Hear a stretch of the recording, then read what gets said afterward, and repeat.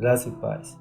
Dando continuidade ao estudo sobre batismo, eu vou deixar um texto principal e 2 textos secundários, que se interligam com o texto principal, e alguns comentários sobre o texto. Mas antes de falar do texto principal, eu esqueci de falar algo no estudo passado, que era sobre arrependimento. Uma parte que eu me lembrei, porque a Igreja Católica, não que eu sou contra quem é católico, mas assim, a Igreja Católica, a doutrina deles, ele batiza uma criança que nasceu e não conhece maldade, não tem pecado, que eu vou falar dos pecados que nos condenam ao inferno, eles batizam uma criança. Então é um rito religioso, porque Jesus se batizou adulto.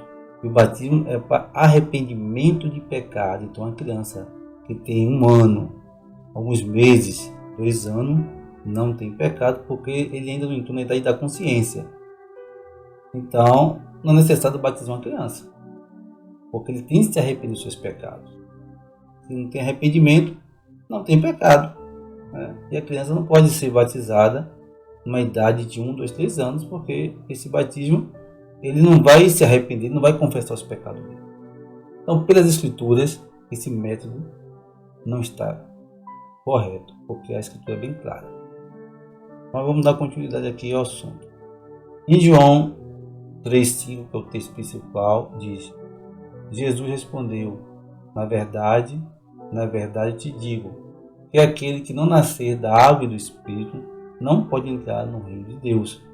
Então eu vou comentar nesse texto aqui, o nascer da água e do Espírito e não poder entrar no reino de Deus.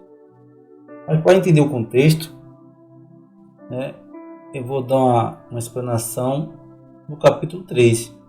Nesse contexto, Nicodemos, um fariseu, doutor da lei, que acreditava que Jesus era filho de Deus, porque ele o chamou de mestre e falou dos sinais que Jesus fazia, maravilhado porque aqueles sinais nunca se viu. No diálogo, Nicodemos indaga a Jesus e lhe pergunta como um homem pode nascer de novo sendo velho. Ele entendia que ele deveria entrar no ventre da mãe para poder nascer de novo, mas Jesus lhe falou por figura de linguagem. Então, se vê bem claro que Nicodemos conhecia a lei de Moisés, conhecia todos os mandamentos que Deus determinou, mas ele não conhecia o Criador. E Jesus veio enviado por Deus, que Moisés anunciou lá atrás, que veio alguém mais poderoso do que ele escutai, mas eles, por seguir só a lei, só a letra, e não ter discernimento espiritual, não reconheceu Jesus como o Senhor e Salvador. Ao contrário, apesar que ele cria, mas a maioria não, mas mesmo assim ele foi escondido, né, para ninguém saber. Então a gente não pode dizer que serve a Deus nas escondidas. Nós somos luz, e onde é que colocamos os nossos pés, a nossa luz tem de resplandecer, porque isso está em mim. Mas dando continuidade, eu vou fazer uma breve explicação sobre o que é nascer da água. É ser purificado através da palavra de Deus. Ela confronta os nossos pecados e nos desperta a mudar de conduta. Está também relacionada com o batismo, que significa o sepultamento do velho homem e o nascimento do novo homem em Cristo Jesus. Então a palavra é o agente purificador. Então nós temos de ouvir a palavra de alguém que tem o Espírito Santo na vida. Que a palavra entra como se fosse uma flecha e vai confrontar o nosso pecado. E quando alguém está pregando cheio do Espírito, você fica com desejo de ouvir mais. Sua alma se alegra. Então a palavra é um agente purificador que nos limpa, nos confronta com os nossos pecados, né? E o batismo é o sepultamento do velho homem. Então a água tem 2 funções: purificar, né, através da palavra. A palavra nos purifica, então ela é um agente purificador. E o batismo, que é o novo nascimento do homem em Cristo Jesus, né? Sepultamento do velho homem e o surgimento do homem nascido na morte de Cristo. E o nascer do Espírito é também ter o fruto do Espírito, ser uma nova criatura e ter boas obras em Deus. Então, quando eu aceito Jesus, confesso meus pecados, me batizo, gera um meu novo nascimento, uma nova criatura, e eu começo a gerar o fruto do Espírito. Quando a palavra vai me limpando, me santificando, tirando a imundícia desse mundo, eu vou me enchendo do Espírito de Deus. Eu vou tendo fruto na obra de Deus. Amém? O texto secundário. O texto secundário, que tem relação com o texto principal, né? Eu vou deixar em João 15:3, que tem relação com o nascer da água. Ele fala: vós já estáis limpo pela palavra que vos tenho falado. Jesus se coloca como uma videira. Eu sou a videira verdadeira, meu pai é o lavrador. Então, nesse contexto, se coloca como uma videira, um pé de uva, e o Criador como lavrador. Ele diz em João 15:2: toda vara que em mim que não dá fruto, atira, e limpa toda aquela que dá fruto, para que dê mais fruto. Aqueles que não estão em Cristo serão lançados no fogo, que arde e não se apaga. Mais adiante vou relacionar o fruto do Espírito que nos conduz ao reino de Deus. Então, se você analisar nesse contexto, eu peguei o texto que falei sobre estar limpo, né? Jesus se coloca como uma videira, né? Então, a gente tem que estar nele para dar fruto. Aqueles que estão lá e não dão fruto, ele vai tirar e jogar fora. E vai limpar aqueles que dão fruto para que dê mais fruto. Ele vai tirar o fruto que você dá para você produzir mais fruto. A gente vai gerando fruto. E esse fruto vem do fruto do Espírito.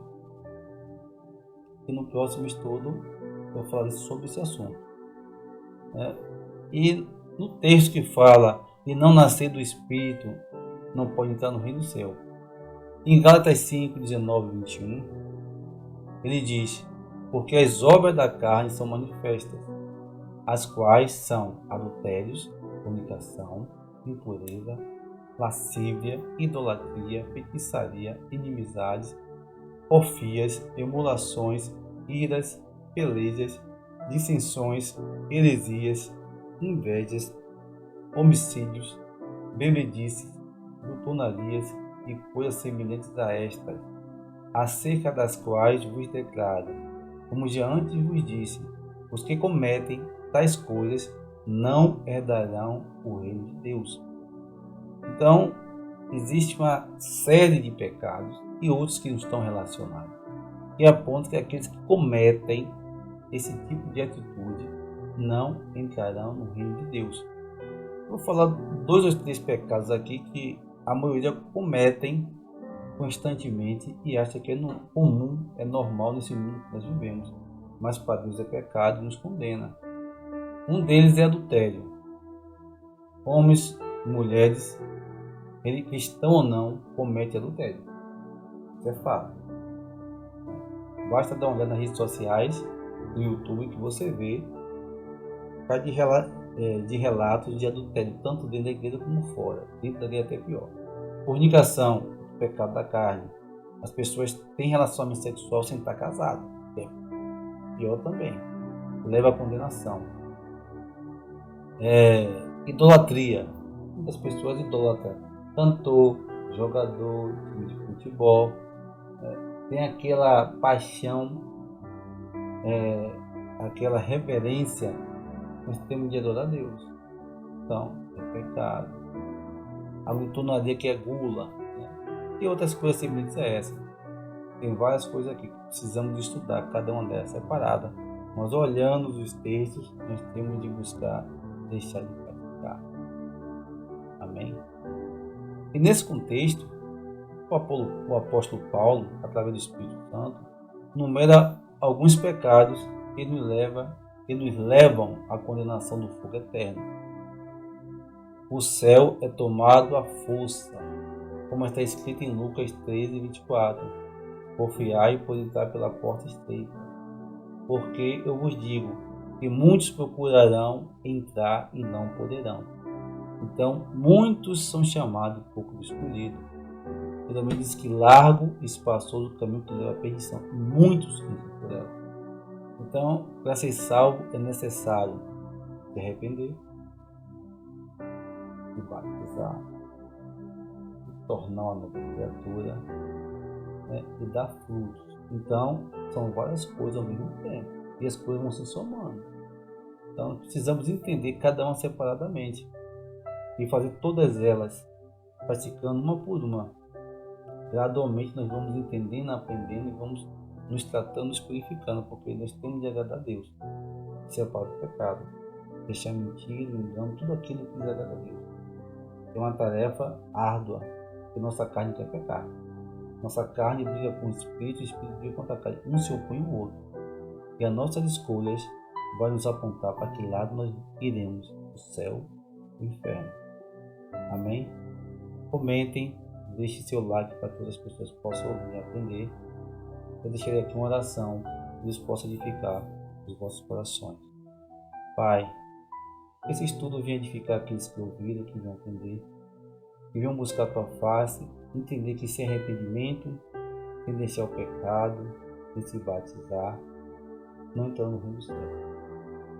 O batismo significa um novo nascimento, e precisamos nascer a cada dia de novo.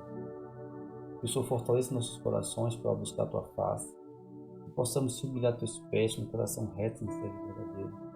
Não nos deixe se contaminar com esse mundo tão vil, tão cruel, onde a violência, o engano, a mentira, tudo aquilo que desagrada o teu coração, a humanidade vem praticando a cada dia mais. Estamos nos tempos difíceis dessa terra, onde a ciência se evoluiu, onde os sinais estão acontecendo e as pessoas estão dormindo, buscando seus interesses pessoais, seus prazeres carnais, e esquece que pode tombar a qualquer momento e o juízo vai seguir, ou para a condenação ou para a salvação.